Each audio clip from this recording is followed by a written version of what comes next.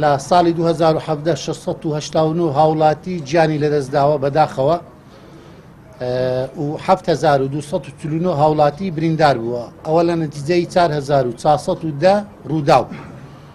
مقارنەن لەگەڵ ساڵی 2016 ڕێژەیەکی بەرچاو کەمی کردووە لەبەرەوەی ساڵی 2016 817 هاوڵاتی گیانی لەدەستدا بوو، 11188 هاوڵاتیش بریندار بوو. لە نەتیجەی 4436 ڕووداو.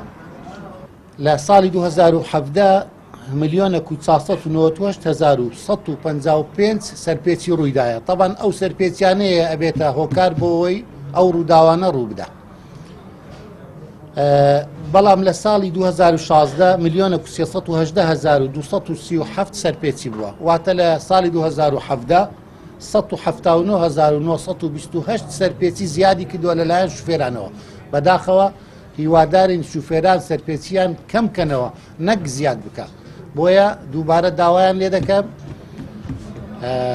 یعنی ڕجایان لێ دەکەم کە ئەو سەرپێچیانە کەمکەنەوە، لەبەرەوەی ئەو سەرپێچیانە کەس لێی سوودمەند نابێ، هەمومان لێی زەرمەندین.